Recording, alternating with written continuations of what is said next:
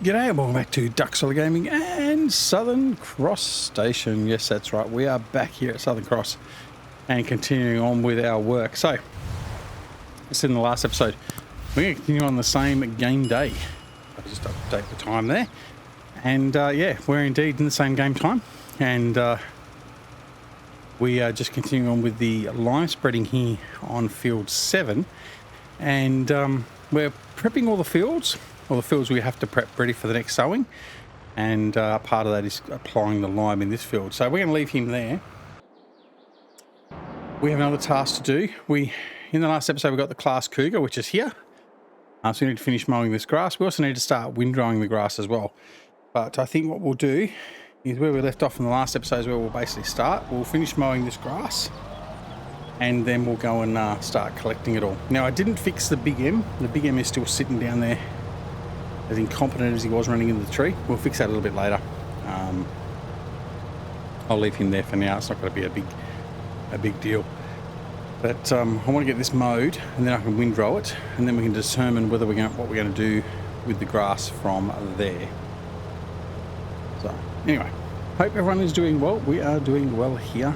We are just enjoying. We got a little bit of sunshine here today, actually, after all the torrential rain that we've had, and I was talking about that in the last episode. A little bit of sunshine there. I'm actually going to open up the blind, which normally blinds me here at the computer, just to get a bit of sunlight on my head to warm up a little bit. But we'll do that a little bit later. Anyway, so we're going to get this done. So we've got a couple of passes left to do here, and then this will be done. And then we can come in and we can windrow it all, and then come and collect all that as well. So do like this machine, and it runs quite well. I mean, certainly we did the mod review. There's a couple of people that sort of complained that it wasn't, textures weren't great. Personally, I haven't found too much of a problem with the textures. I mean, they're not perfect by any means, but you know what? It is what it is. I mean, to use the machine and get the machine, which I'm happy enough with, I'm happy to put up with a couple of texture problems. I mean, hell, if you had seen the original version of this that we were using in FS17, there were a myriad of issues. It looked shit. And this version of it looks so much better. The textures on it back then were terrible, to be honest. The textures on this are pretty good. Like I said, I don't have a problem with it. So if you do, that's okay. That's your preference. But you must be pretty fastidious about what you expect. So obviously you don't like a lot of the giant stuff, because a lot of the giant stuff has some issues in it too. So, but anyway, I won't sit here and complain like many others do. Anyway, unless I'm complaining about giants, that's not matter altogether. All right, that's good. All right, so we are going to just finish this. So we've got a couple more passes to do. We've got 3 or 4 passes in there, and then probably 2 passes through this end here of the field. I'll finish this end off, thereabouts, or maybe a bit more.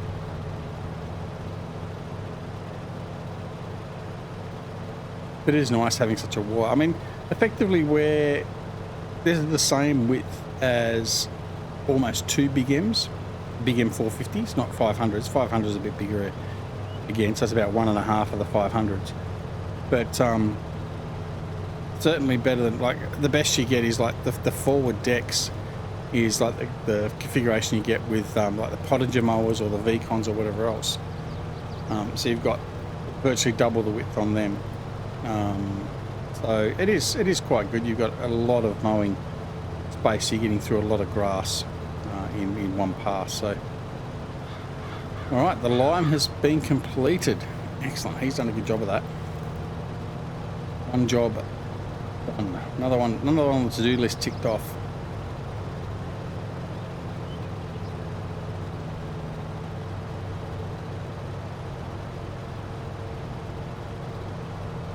Right.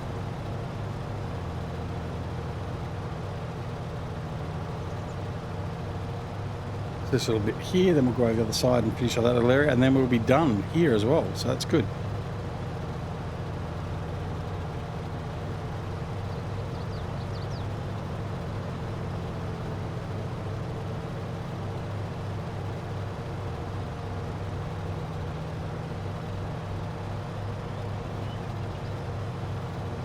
So this does actually work in course play. I know there was a couple of comments on the site where I downloaded it saying course play didn't work with it. Well, I don't know what they were doing, because I can get this to work with course play quite well. The only thing it doesn't do in course play, as I mentioned yesterday, or in the last episode I should say, not yesterday, it was actually today, but anyway, we won't split hairs, was that the all-wheel steering doesn't work with course play or with the hired hand. So if you've got a set for all-wheel steering like I currently have, as soon as you go into course play, it just goes back to front-wheel steering. So now, if I believe correctly as well, I think the Xerions do that as well. They won't stay in all-wheel steering for course play courses. So I'll have to double check that, but I'm pretty sure that's the same. So it's just a matter of the of it just changing the mode. Now, the interesting thing is I've actually changed the key controls, so the key assignments for all-wheel steering. It was left control Y, I think it was. I've changed it to right control Y because there is a conflict with this particular mod. It uses the right control Y for the Modex. Now, the modder did state that in the mod notes, so that's fine. I haven't got a problem with that. But I'm just wondering whether, since I've changed that, I don't think I may not have tested it with course play since I've made that change. So that may be interesting, because it may actually be the key binding that actually causes it to lose it from course play. So I'll have to check that out. All right, there we go. We're done. All right. What I'm going to do is I'm just going to bring him in here. Right, so if we're folded up now, and I'll show you. So we're going to take him back and put him away. Right, Moldex now put away. I'm now going to I'm sure it was Shift B. Let me have a look.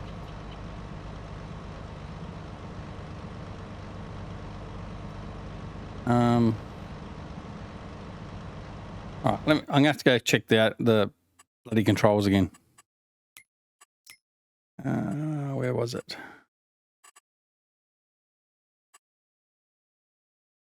Yeah, that's what I thought it was.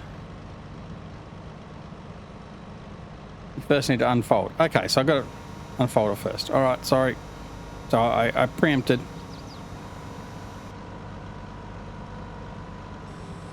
Right.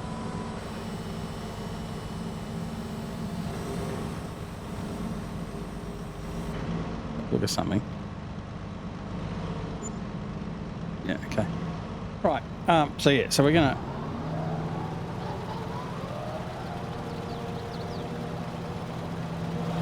there we go. That's what I wanted to do. Turn my cab around. There we go. Now I'm going to fold.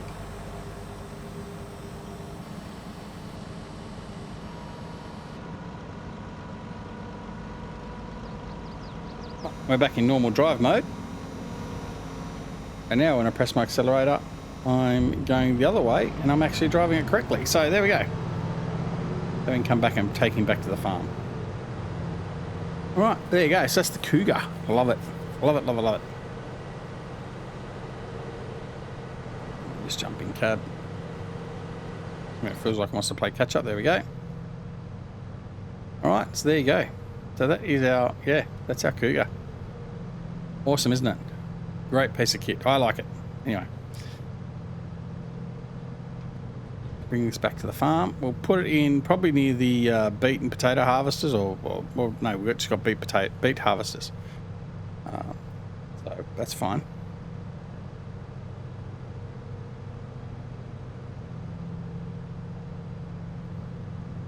Do have to mow this grass that's near the farmhouse, but I'm not overly phased about getting that done anytime soon. I'm going to park behind this. All right, there we go. All right, there it is. All done and dusted. Excellent. All right, now let's go find a tractor. We could fix you. No, I'm not going to worry about fixing you. I'm annoyed with him. All right, this will do.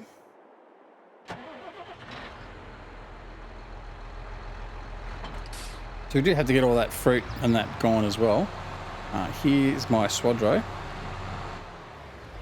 So we're going to go and we're going to deal with that grass.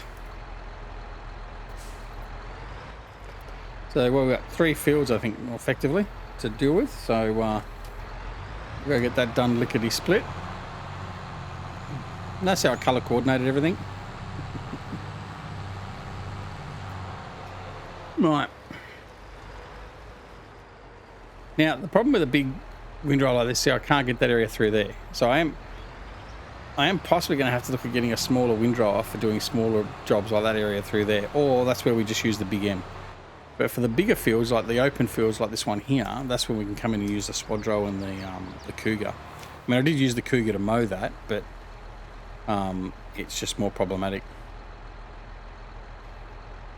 All right, let's unfold.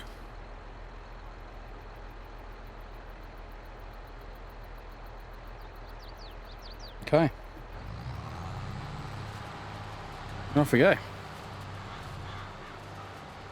It's been a while since I've used the big Swadro, actually.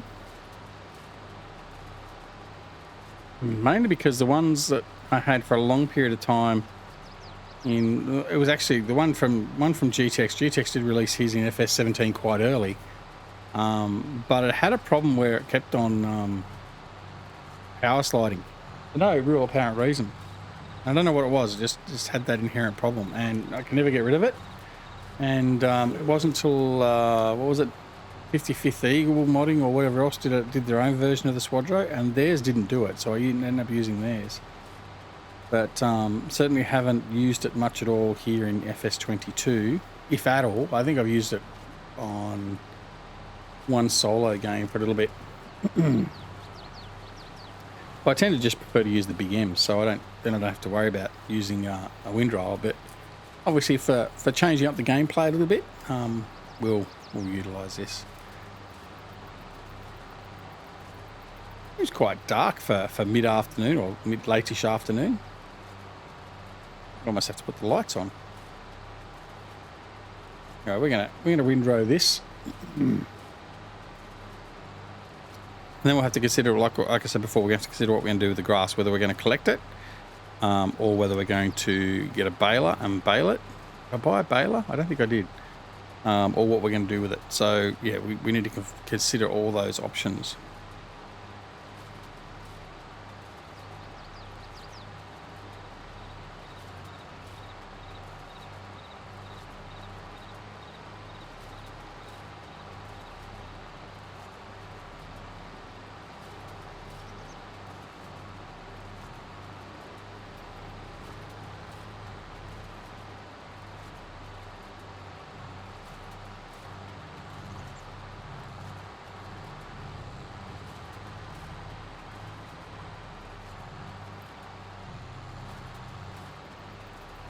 Right, first row done.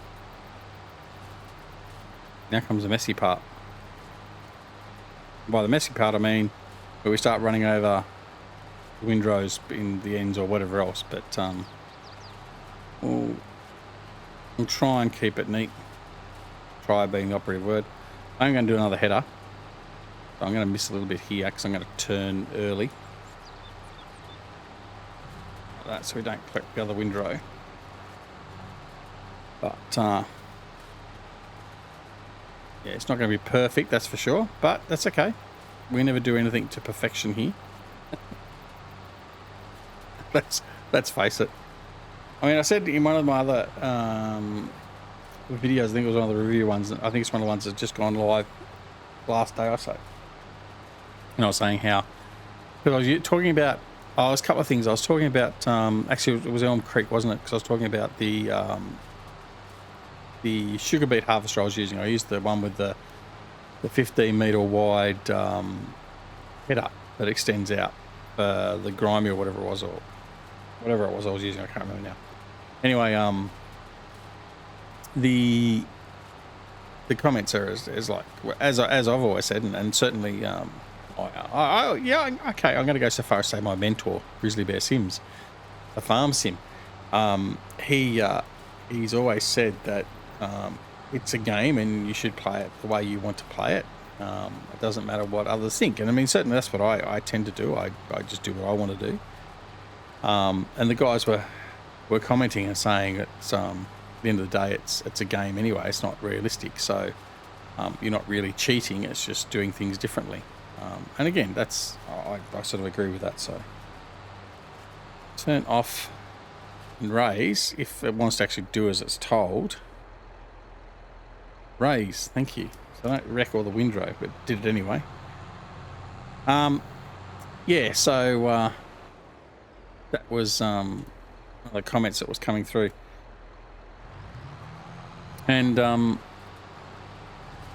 yeah, it was just interesting to see others do have the same mindset. And the reality of it is like you can play this as realistic as you like, but at the end of the day, it's not realistic. It's still a game.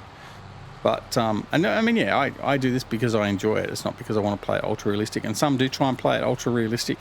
And hats off to them. My mate Frithgar, he's one that does that. And that's fine. I got no qualms with that. And yeah, but it's like for me, I'm looking at doing another map. Not anytime soon, but it's going to incur some logging.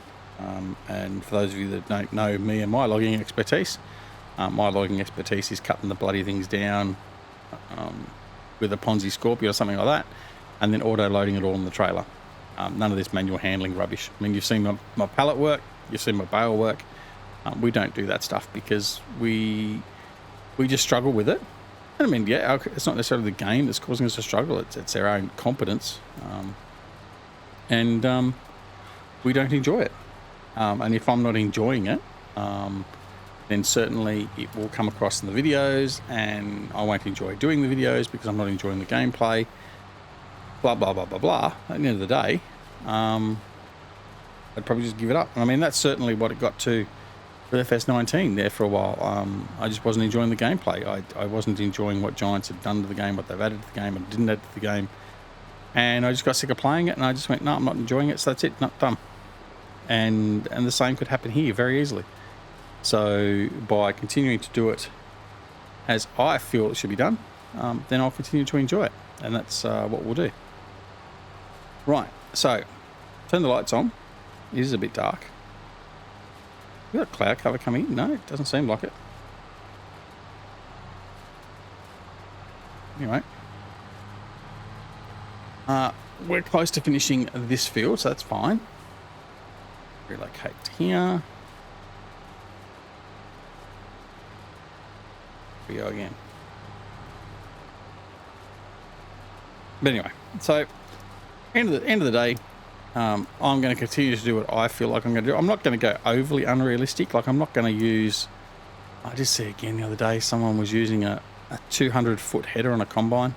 I mean, look, there's playing a game and there's just being stupid.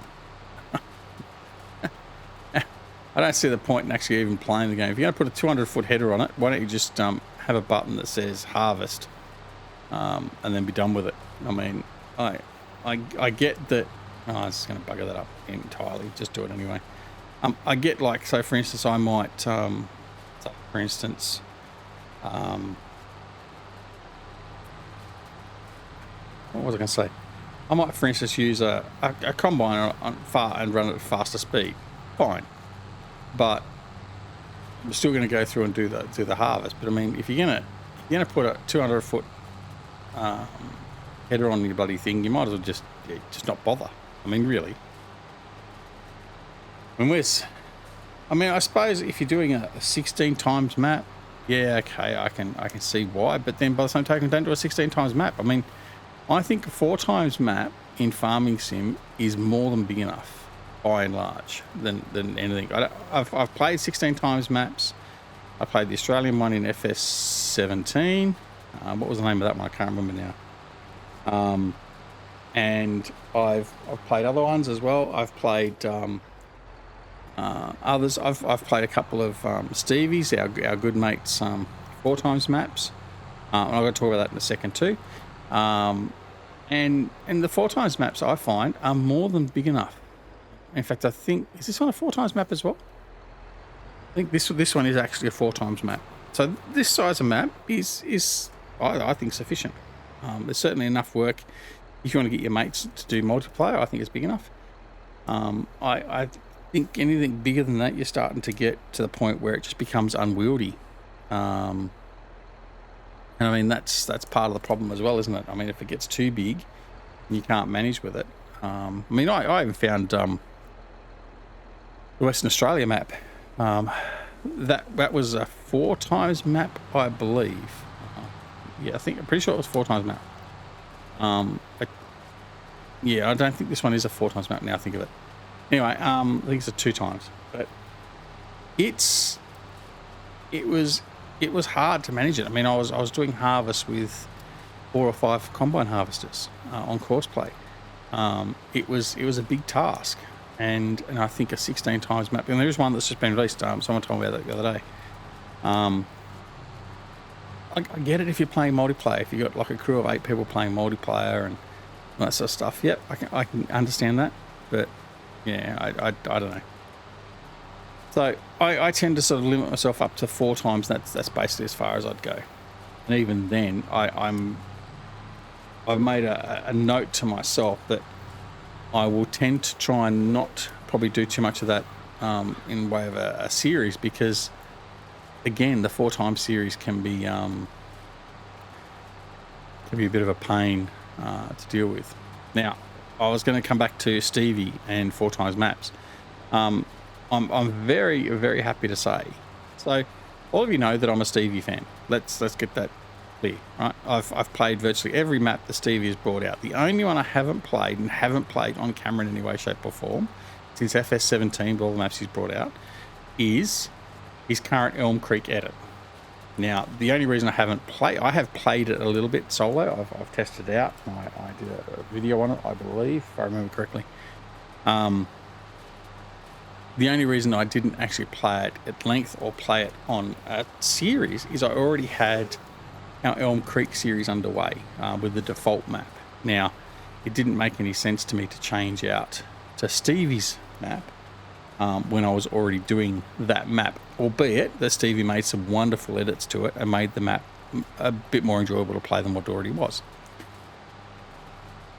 I can tell you that Stevie has been working for a little while, and for those of you that follow on his Facebook page, this would be no news to you whatsoever. Stevie has been working on his 4x extended version of Elm Creek Farm, and that is going to be magnificent. It really is. So I'm really looking forward to the 4x of Elm Creek coming from Stevie, and it is. I know I've done Elm Creek as it is, and I'm going to continue Elm Creek for a little while yet. I think I've got a lot of gameplay left in Elm Creek. There is a distinct possibility that we will end up playing the Stevie Elm Creek 4x as well at some point. Whether it be the same time as I'm running Elm Creek, I don't know, but we'll definitely have a look at it. I will definitely do a map review of it, and I'll probably do a little bit of gameplay on it. Like I might do 1 or 2 videos on it just to sort of showcase it around a bit, because I mean, it's probably more than what you can showcase in a half-hour to 1 hour video on the map. I mean, realistically, I suppose for some, I mean, I haven't been doing mod map reviews. I mean, let me know in the comments if you want me to do map reviews of my own tilt. I mean, many people do map reviews, arguably better than what I have or can. I don't know, but I've not really sort of bothered, because I find it's all individual taste as well. I mean, those that sit there and they rate a map, I think is not quite right, because they have their own opinions on the map, and what fits them isn't going to fit everyone else. Now, I mean, I know it's the whole thing with reviews, right? You review something and it's your opinion, and it may not be for everyone else. But I think for the gaming genre and for this stuff in particular, I think imparting your views on a map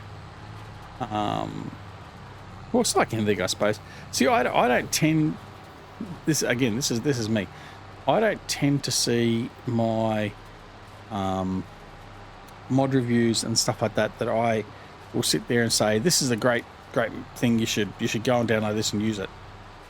By and large, if I'm doing a mod review, I think the mod is worthy of showcasing, but it doesn't mean that I think you should run out and grab it and use it, all that sort of stuff. I mean, I do say that about mowers.